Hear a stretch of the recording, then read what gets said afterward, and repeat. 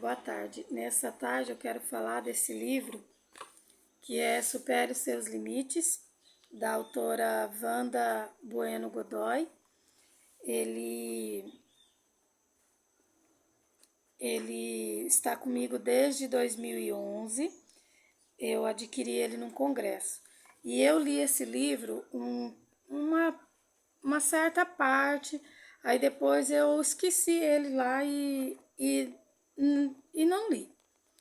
Aí depois, quando eu reencontrei, como eu vi que já fazia muito tempo, eu peguei e comecei a ler ele todinho de novo. Fui desde o começo, né, até o fim. Porque tava sendo muito bom para mim. E então eu decidi que tinha sido bom, né? Eu me lembrava de muitas coisas. Então eu decidi que eu ia recomeçar a leitura dele. E eu reiniciei essa leitura e li até o final. E a águia, nesse livro fala sobre a águia, né? Supera os seus limites, porque a águia é um animal que ela vai além dos limites dela. Isso porque quando acontece um temporal, a águia ela não se ela não se intimida. Quando ela vê aquele temporal, as nuvens carregadas, tudo, a águia ela voa, rompe aquelas nuvens onde ela corre o risco de ser atacada por um raio, né, ser atingida, na verdade, por um raio e cair. Mas ela não, ela é corajosa, então ela rompe aquelas nuvens pesadas e ela fica onde dá para ver o sol. E também na hora de fazer o seu ninho, ela faz o ninho nos penhascos, no mais alto das montanhas, o que ela puder, ela faz os seus ninhos lá. E lá ela bota os seus ovos e lá ela ensina os filhos dela, os filhotes, né? E como aqui diz que quando chega um determinado tempo, que a águia tem os seus filhotes lá no ninho, ela começa a colocar espinhos no ninho. Esses espinhos servem para os filhotes ficarem incomodados com aquele ambiente. E aí ela espera que eles saiam dali. Mas, se chegar um determinado tempo e esse filhote ele não sair do ninho, ele ir se acostumando com aqueles espinhos, né? Achei muito interessante essa parte do livro. Ele vai se acostumando e ele é bem alimentado, então ele engorda. E às vezes ele vai quebrando aqueles espinhos, mas ele vai se acostumando. Então, se ela perceber que ele está com tendência a se acostumar, então a águia empurra o filhote do ninho. Ela empurra o filhote do ninho e deixa o filhote cair no penhasco. Só que quando ele cai do penhasco, ela voa por baixo e se ela vê que na queda ele não aprendeu a voar, ela vai por baixo assim, cata ele e leva ele de volta para o ninho. E aí ela continua esse processo de levar espinho para o ninho, né? Antes ela levava alimento, ela levava o que era necessário para esse filhote crescer. Mas aí agora, quando ela sabe que já é hora dele voar, ela começa a levar os espinhos para o ninho. E outra coisa também interessante, que ela passa por um grande renovo. Por isso que na palavra do Senhor, no livro de Isaías, diz que os que confiam no Senhor serão como as águias. Eles correrão e não se cansarão, né? E porque Deus os renova. Então a águia, ela é renovada. Então assim, aquelas pessoas que conhecem o Senhor, que confiam no Senhor, elas são renovadas. E daí a águia, quando é o tempo de acontecer esse renovo, é também algo muito interessante. Porque a águia ela é um animal, um pássaro, que ela vive sozinha, ela não vive em bando. Né? Os demais pássaros, tem pássaro que não consegue ficar sozinho, eles vivem em bando. E a águia não, ela é um animal silencioso e ela vive sozinha, ela leva uma vida de solidão, uma vida de isolamento. E quando a águia está na metade da vida dela, ela vendo que ela está ficando fraca, que o bico está envelhecendo, não está dando para para ela se alimentar mais como ela se alimentava antes, as penas não estão feias. Então a águia faz assim, ela vai para um ninho, né, para o penhasco, onde ela convive, onde é a casa dela, a habitação dela. Então ela pega e bate o bico dela, o bico mesmo dela nas pedras, e ela arranca o bico. E arranca o bico. Primeiro ela arranca todas as penas, né? Ela renova o bico e as penas. Então, primeiro com aquele bico, enquanto ainda tem força, ela arranca todas as penas que ela pode. Então, ela fica só a penugem, como a gente chama, que é aquela peninha bem fininha. E o que acontece? Depois que ela fez esse processo, que ela tirou as penas, ela vai lá e também bate o bico nas pedras, e até arrancar aquele bico velho. Depois que arrancou aquele bico velho, ela fica lá quietinha, aguardando as penas crescerem novamente e aguardando um novo bico, o bico crescer novamente. Então, é muito interessante a gente compreender como a natureza nos ensina a encarar os processos. Porque isso tudo faz parte do processo de vida dela. E às vezes a gente não encara os nossos processos de vida. Às vezes a gente não quer passar por aquele tempo de dor. Né? E a águia, ela não tem problema com isso. Ela encara esse momento doloroso.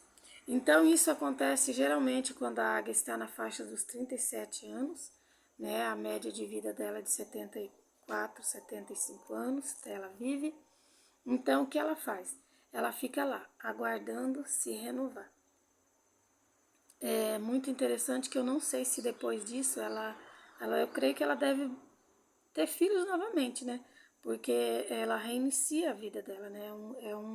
É um recomeço. É um novo nascimento, como se ela não precisa nesse novo nascimento voltar lá a ser um ovo, né? Como ela era antes. Mas é um período de grande renovação para ela. E é muito interessante que quando a águia passa por esse processo, ela tem a oportunidade de viver novamente mais 37 anos, né? Então, ela tem que encarar. E ela começa encarando esse grande obstáculo, já encarando as pequenas tempestades, digamos assim, né? Porque o que é uma grande tempestade, que as galinhas ficam tudo alvoroçadas e faz aquele barulheiro, a gente percebe muito mais nas galinhas, né? Então, o que acontece? Os outros pássaros também, né? A gente já, às vezes tá assim, começa a chuva, a gente já percebe aquelas revoadas de pássaros, às vezes é a coisa mais linda, às vezes eles vêm mais baixo, vêm voando mais baixo, né? Creio que exatamente por causa da tempestade. Mas é lindo, só que a águia não, ela faz esse processo sozinha. Ela não vai com ninguém acompanhando ela, ela faz esse processo, ela leva uma vida de isolamento. Então, não que nós devemos levar uma vida de isolamento, mas o que ocorre? É interessante a gente entender que existe tempo na vida, da gente ficar quietinho também, da gente respeitar o nosso processo, o nosso tempo de recomeço, que às vezes a gente não está sabendo interpretar. Às vezes a gente não está tendo força para voar como os pássaros, né, em bando, mas a gente não quer ficar quietinho no nosso momento particular como a águia fica. Então, por isso que às vezes as pessoas, quando vê, estão com depressão, porque é uma coisa assim, é natural. Então, o que ocorre? Se eu olhar só para as galinhas e só para as revoadas de pássaro, e não olhar para a águia, no caso em si, eu não vou ver o que tem de diferente, porque eu vou ficar olhando só para aqueles dois exemplos. Então vamos pegar esse exemplo. Eu amei ler esse livro, tanto que li ele praticamente 2 vezes, E é muito interessante esse processo de renovação, de ficar a sós, né?